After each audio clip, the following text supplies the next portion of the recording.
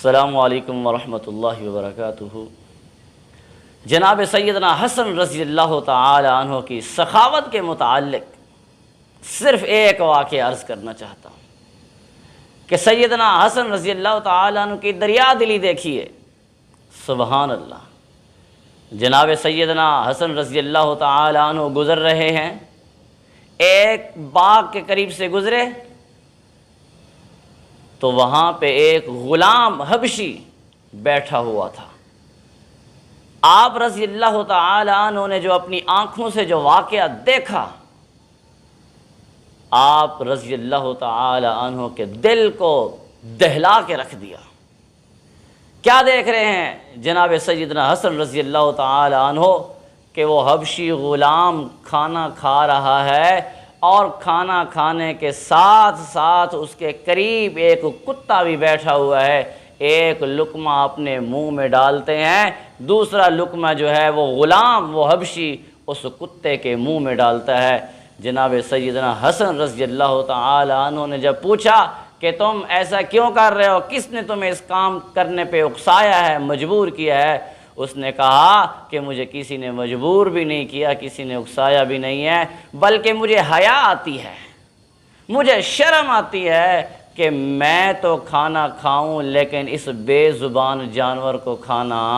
نہ دوں۔ عزیزان گرامی، جناب سیدنا حسن رضی اللہ تعالی عنہ فوراً اٹھے اور آپ نے کہا کہ آپ نے یہیں پہ ٹھہرنا ہے، یہیں بیٹھے رہنا، میرا انتظار کرنا، میں تھوڑی دیر کے بعد آ رہا ہوں تمہارے پاس۔ سیدنا حسن رضی اللہ تعالی عنہ اٹھے، اس حبشی غلام کے مالک کے پاس گئے، اس کے آقا کے پاس گئے اور اس سے وہ پورے کا پورا باغ خریدا اور اس غلام کی قیمت بھی ادا کی، اور اس غلام کی قیمت ادا کر کے اور اس باغ کی قیمت ادا کر کے جب واپس آئے تو جناب سیدنا حسن رضی اللہ تعالی عنہ نے کہا کہ اے غلام،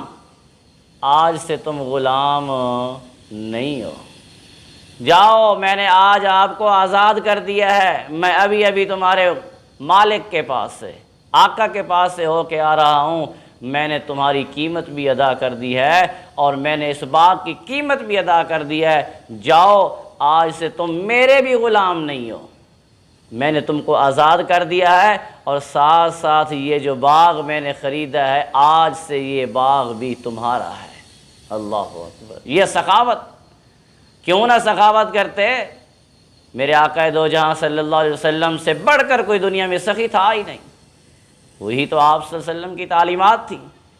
کہ جو کہ جن سے بھرپور استفادہ کیا جناب سیدنا حسن اور جناب سیدنا حسین رضی اللہ تعالی عنہما نے۔ یہ ایک چھوٹا سا واقعہ ہے جو کہ حضرت حسن رضی اللہ تعالی عنہ کی دریا دلی پہ، جس دریا دلی کو ظاہر کرتا ہے کہ سیدنا حسن رضی اللہ تعالی عنہ بردبار بھی تھے، انتہا درجے کے تحمل مزاج، صبر جو اللہ نے حضرت حسن کو دیا تھا، کیا بات ہے اس کے کہنے کے۔ حضرت حسن رضی اللہ تعالی، یہی وجہ تھی کہ انہوں نے خلافت سے دستبردار ہو گئے، چھوڑ دی خلافت، کیونکہ وہ اس چیز کو پسند ہی نہیں کرتے تھے کہ میری وجہ سے کوئی خون خرابہ ہو یا کوئی مسلمانوں کے درمیان میں آپس میں پھوٹ یا بغاوت شروع ہو جائے۔ تو اللہ تعالیٰ نے حضرت حسن رضی اللہ تعالی عنہ کو کمال کا اللہ تعالیٰ نے حوصلہ دیا تھا، صبر والے، تحمل والے تھے، بردبار تھے، اور پھر اس سے بڑھ کے اللہ تعالیٰ نے ان کے دل کے اندر کوٹ کوٹ کر سخاوت بھی رکھ دی تھی اور وہ انتہا درجے کے سخی بھی تھے۔